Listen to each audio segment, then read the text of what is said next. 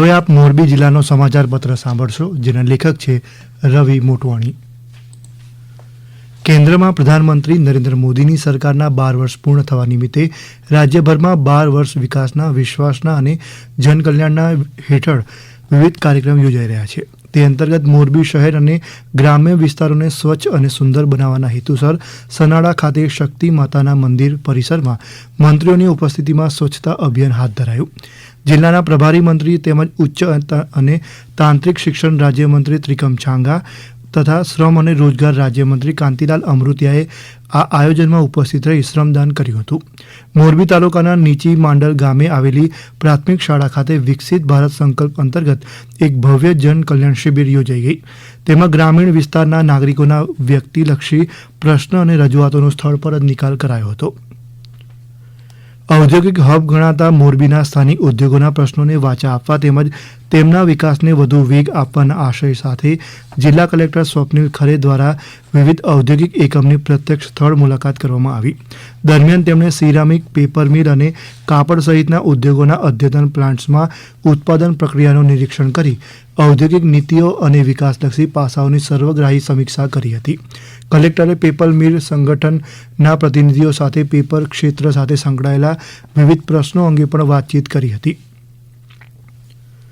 મોરબી જિલ્લાના તેજસ્વી વિદ્યાર્થીઓને ઉત્કૃષ્ટ શૈક્ષણિક વાતાવરણ પૂરું પાડતી કેન્દ્ર સરકારની સ્વાયત્ત સંસ્થા PM શ્રી સ્કૂલ જવાહર નવોદય વિદ્યાલય મોરબી ખાતે શૈક્ષણિક વર્ષ 2026-27 માટે ધોરણ 11 વિજ્ઞાન અને વાણિજ્ય પ્રવાહની ઉપલબ્ધ ખાલી બેઠકો પર પ્રવેશ પ્રક્રિયાનો પ્રારંભ કરાયો છે।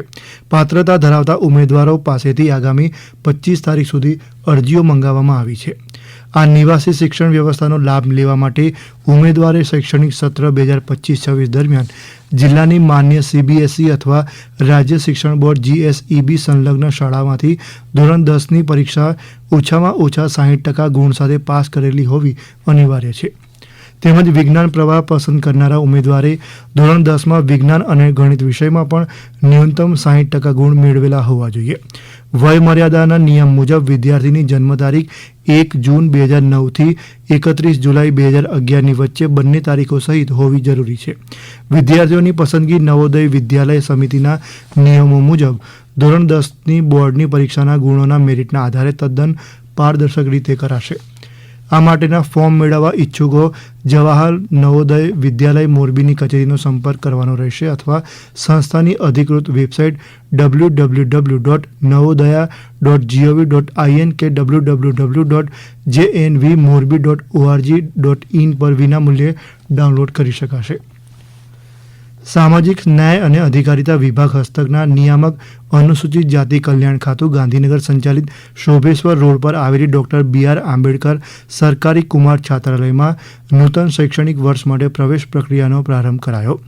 વિદ્યાર્થીઓ સરકારી પોર્ટલ samajkalyan.gujarat.gov.in પર જઈ સમય મર્યાદામાં ઓનલાઈન અરજી કરી શકે છે। કોલેજ કક્ષાના વિદ્યાર્થીઓ આગામી 30 જૂન સુધી ઓનલાઈન ઉમેદવારી પત્ર ભરી શકશે। જળ એ જીવનના મંત્રને સાર્થક કરતા જિલ્લાના લક્ષ્મીવાસ ગામે જળ વ્યવસ્થાપન અને વિતરણના ક્ષેત્રમાં રાષ્ટ્રીય સ્તરે સુવર્ણ સિદ્ધિ હાંસલ કરી।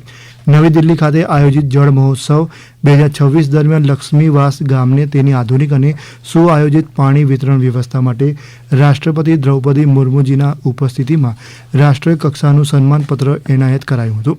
આ પ્રસંગે કેન્દ્રીય જળશક્તિ મંત્રી CR પાટીલ પણ વિશેષ રૂપે ઉપસ્થિત રહ્યા હતા। લક્ષ્મીવાસ ગામે પાણી વિતરણના સુદૃઢ માળખા માટે સમગ્ર ગુજરાતમાં અગ્રેસર રહીને અન્ય માટે ઉદાહરણ પૂરું પાડ્યું છે।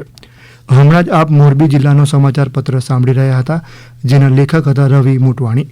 પ્રસારણ આકાશવાણીના અમદાવાદ, વડોદરા કેન્દ્ર પરથી કરવામાં આવ્યું। નમસ્કાર।